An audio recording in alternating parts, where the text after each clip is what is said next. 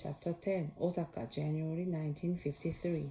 Worried about money, Sonja had woken up in the middle of the night to make candies to sell. When Yang Jin noticed that her daughter wasn't in bed, she went to the kitchen. You don't sleep anymore? Yang Jin said. You will get sick if you don't sleep. Amma, I'm fine. You should go back to bed. I'm old. I don't need to sleep so much, Yang Jin said, putting on her apron. Sonja was trying to make extra money for Noah's tutoring fees. He had failed his first attempt at the Waseda exams by a few points, and he felt certain that he'd be able to pass on his next try if he could be tutored in mathematics. These fees for the tutors were exorbitant. The women had been trying to earn more so Noah could leave his job as a bookkeeper to study full time. But it was difficult enough to manage their household costs and Yosef's medical bills on his salary and their earnings from selling food. Each week, Kim had made money for his room and board. He had tried to add to Noah's tutoring fund, and Joseph forbade the women from taking any more than what was reasonable sum. Joseph would not allow Sonja to accept any money from Hansu for Noah's schooling. Did you sleep at all last night? Yang Jin asked. Sonja nodded, laying a clean cloth over the large chunks of black sugar to muffle the sound of the mortar and the pestle. Yang Jin was exhausted herself. In 3 years, she'd turned 60.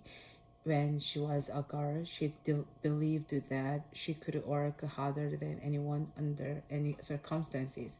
But she no longer felt that way. Lately, Yang Jin felt tired and impatient. Small things bothered her. Aging was supposed to make you more patient, but in her case, she felt angrier. Sometimes when a customer complained about the small size of the portions, she wanted to tell him off. Lately, what upset her most was her daughter's impossible silence. Yang Jin wanted to shake her. The kitchen was the warmest room in the house, and the electric lights emitted a steady light. Against the papered walls, the two bare light bulbs attached to the ceiling by their electric cords made dark shadows resembling two lonely guards hanging from leafless vines. I still think about our girls, Yang Jin said. Doki and Boki, didn't they find work in China? I shouldn't have let them go with that smooth-talking woman from Seoul. But the girls were so excited about traveling to Manchuria and earning money. They promised to return when they made enough to buy the boarding house. They were good girls, Sonja nodded, recalling their sweetness. She didn't know people like that anymore. It seemed as if the occupation and the war had changed everyone, and now the war in Korea was making things worse. Once tender-hearted people seemed weary and tough. There was innocent left only in the smallest children. At the market, I hear that the girls who went to work in factories were taken somewhere else, and they had to terrible things with Japanese soldiers. Yang Jin paused, still confounded. Do you think this can be true? Sonja had heard the same stories, and Hansu had warned her on more than one occasion of the Korean recruiters working for the Japanese army, falsely promising good jobs, but she didn't want her mother to worry anymore. Sonja grounded the sugar as finely as she could. What if the girls were taken for that? Yang Jin asked. Amma, we don't know, Sonja whispered. She lit the fire in the stove and poured sugar and water into the pan. That's what happened. I just felt it. Yang Jin nodded to herself. Your Appa, it would make him so sad that we lost our boarding house. Aigo. And now this fighting in Korea, We can't go back yet because the army would take Noah and Mojasu, isn't that right? Sonja nodded. She could not let her sons become soldiers. Yangjin shivered. The draft seeping through the kitchen window stung her dry brown skin, and she tucked a towel around the seal. Yangjin pulled her shabby cotton vest tightly over her night clothes. She started crushing sugar for the next batch while Sanja watched the bubbling pot on the low flame. Sanja stirred the pot as the sugar caramelized. Busan seemed like another life compared to Osaka. Yeongdo, their little lucky island, stayed impossibly fresh and sunny in her memory, though she hadn't been back in 20 years. When Isaac had tried to explain heaven, she had imagined her hometown as paradise, a clear, shimmering beauty. Even the memory of the moon and the stars in Korea seemed different than the cold moon here. No matter how much people complained about how bad things were back home, it was difficult for Sunja to imagine anything but the bright starred house that her father had taken care of so well by the green glassy sea, the bountiful garden that had given them watermelons, lettuces, and the squishy and open air market that never ran out of anything delicious. When she was there, she had not loved it enough. The news reports from back home were so horrific.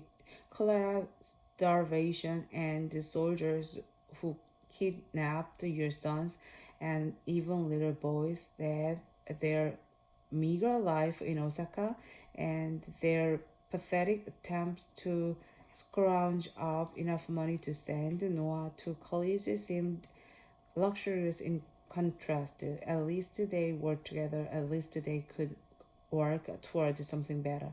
The war in Korea roused commerce in Japan, and there were more jobs to be had by all. At least here, the Americans were still in charge, so the were able to find the sugar and wheat, although Yosef prohibited Sanja from taking money from Hansu. When Kim found any of the scarce ingredients the women needed through his connections, the women knew enough not to ask too many questions or to talk about it with Yosef. As soon as the taffy cooled on the metal pan, the women worked quickly to cut the candy into neat squares. Toki used to tease me about the sloppy way I cut onions, Sanja said, smiling, and she couldn't bear how slowly I washed the rice pots. And every morning when I would clean the floors, she would say without fail, always use 2 rags to clean the floors. First sweep, then wipe with a clean rag, and then wipe it again with a fresh one.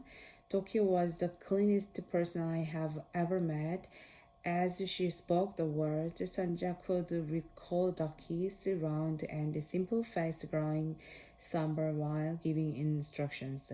Her expressions, mannerisms, and voice were equally vivid, and Sanja, who did not pray often, prayed to God in her heart for the girls. She prayed that they were not taken for the soldiers. Isaac used to say that she could not know why some suffered more than others. He said we should never hasten to judgment when others endured agony. Why was she spared and not them? She wondered. Why was she in the kitchen with her mother when so many were starving back home?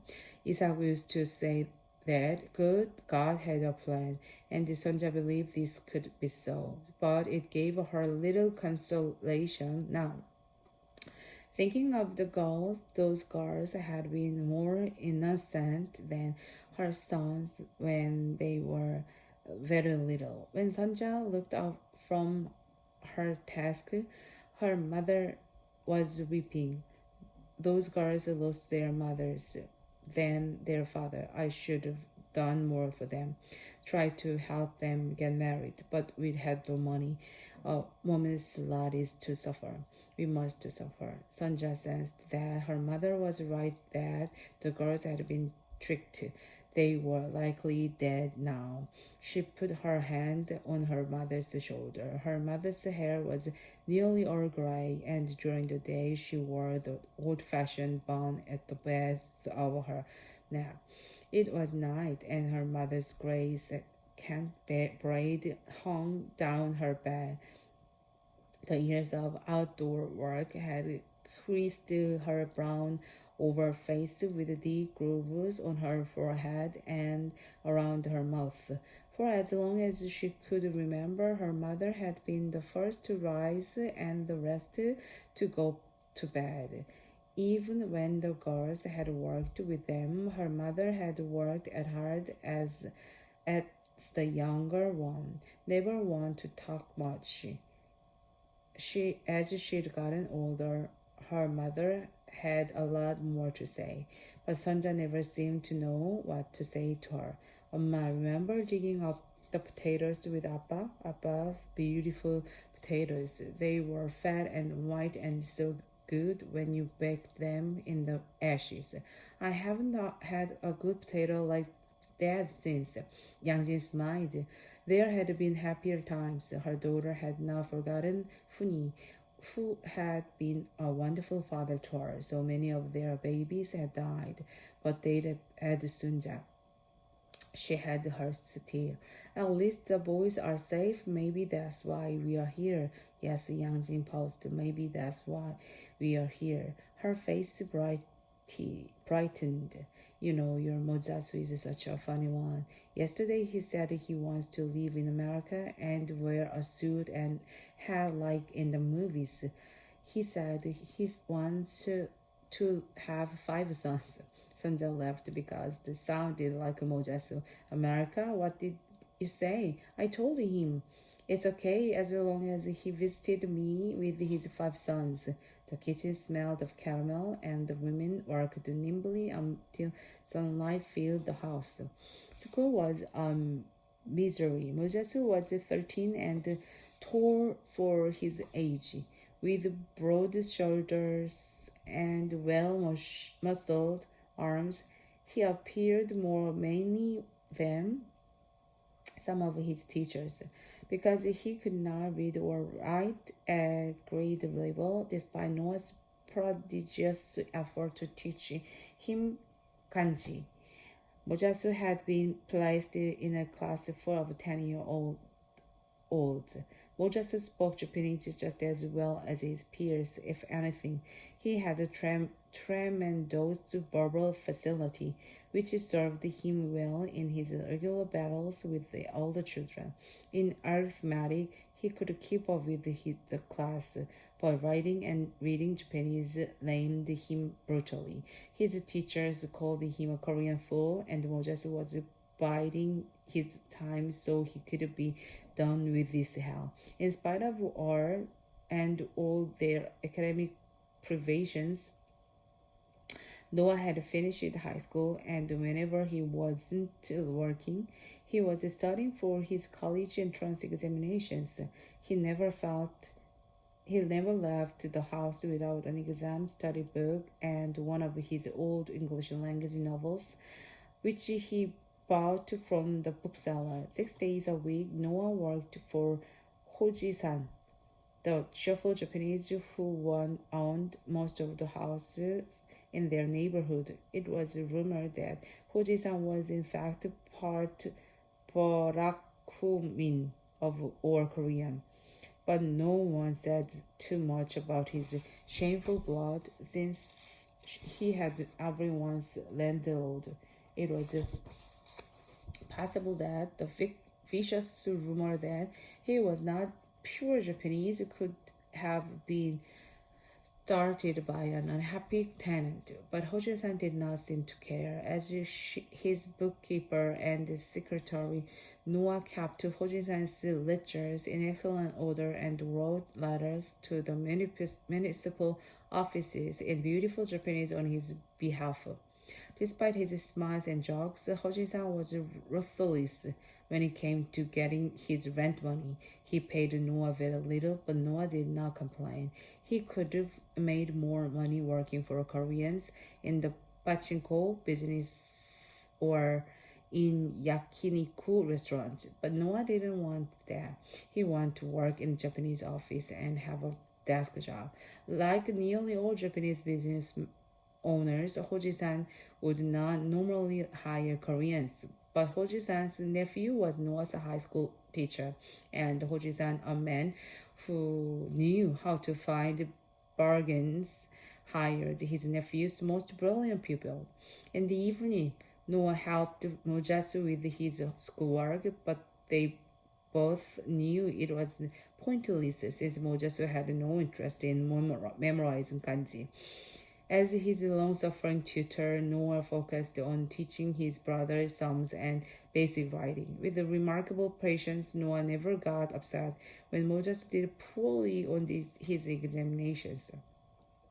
He knew how it was for most Koreans at school. Most of them dropped out, and he didn't want this to happen to Mojasu.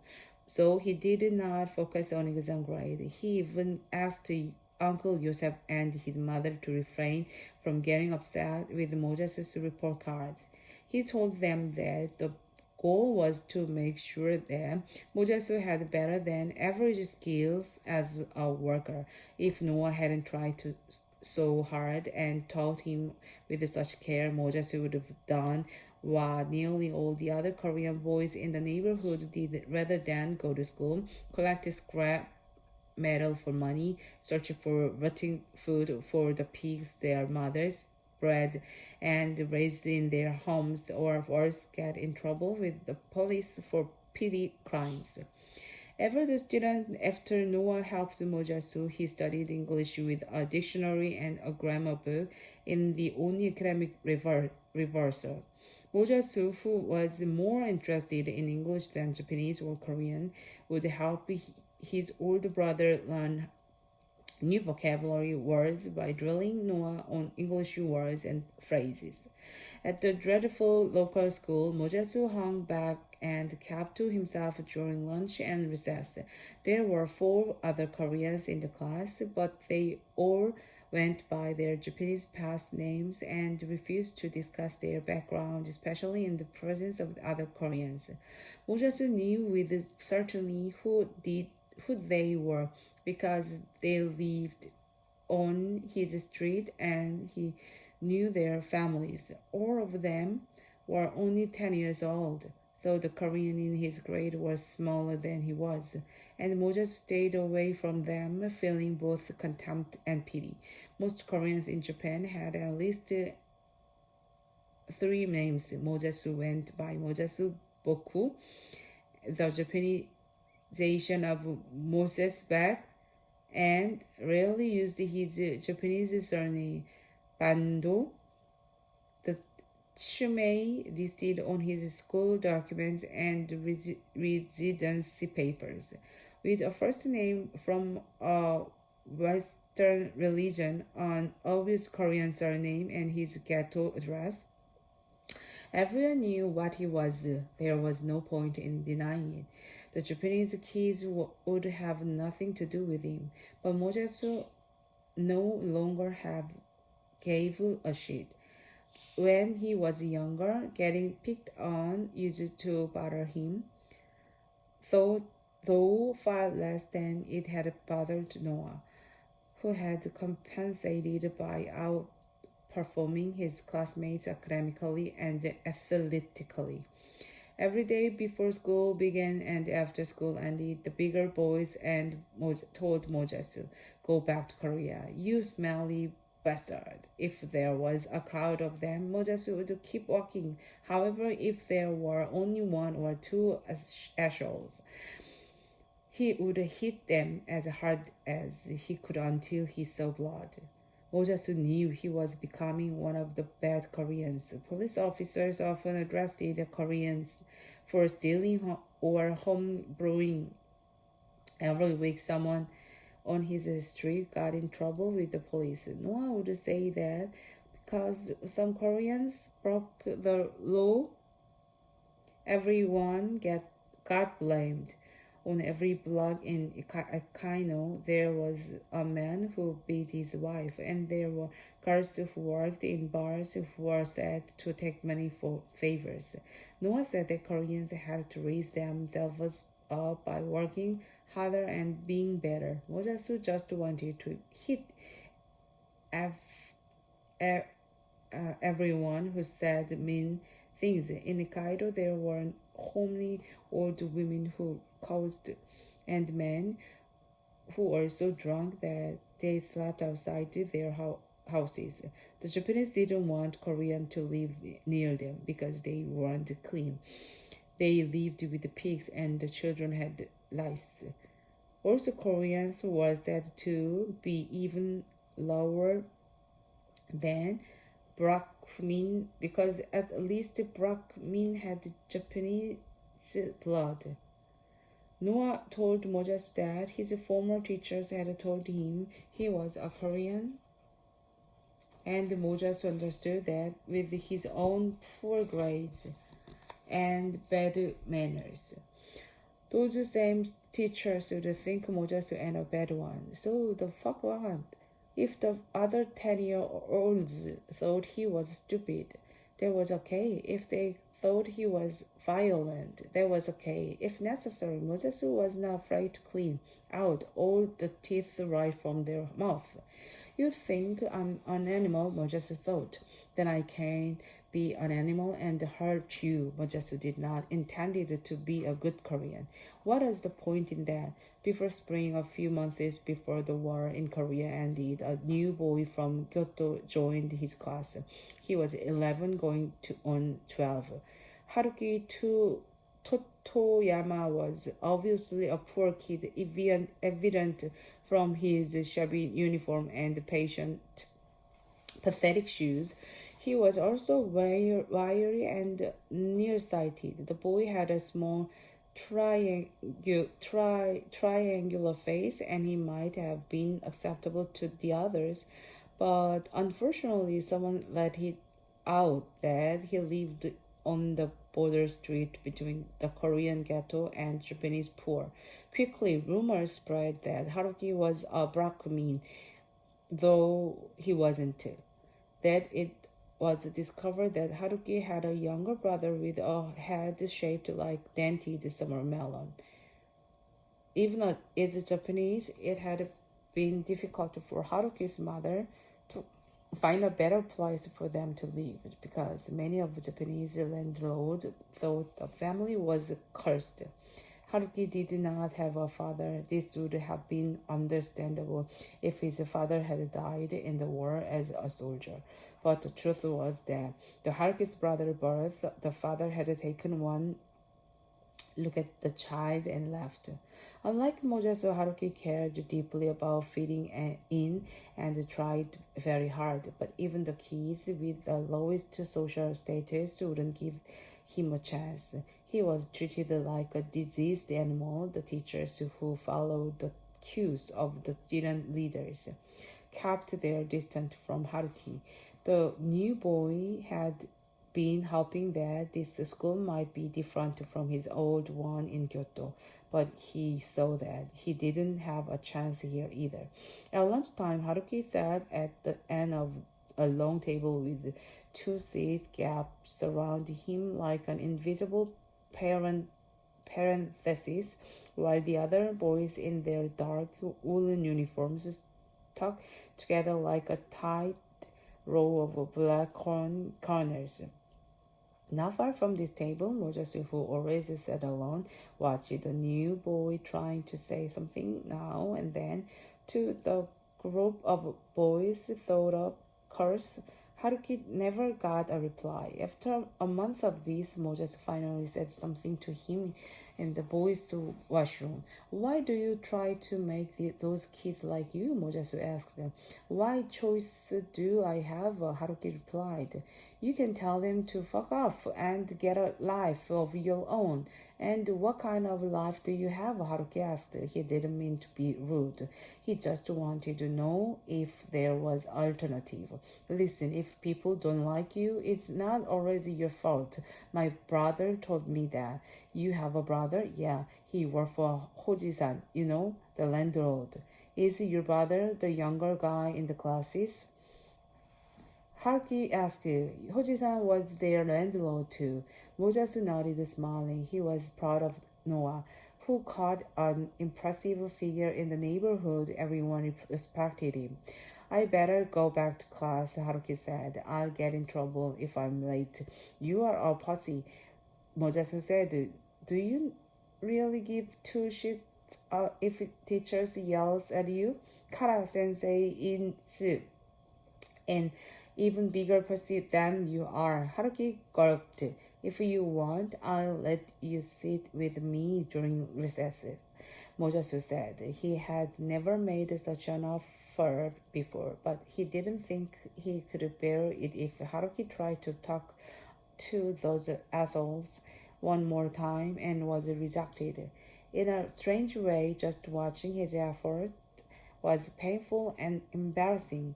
Truly, Haruki said, smiling. Mojasu nodded, and even when they were men, neither one ever forgot how they became friends.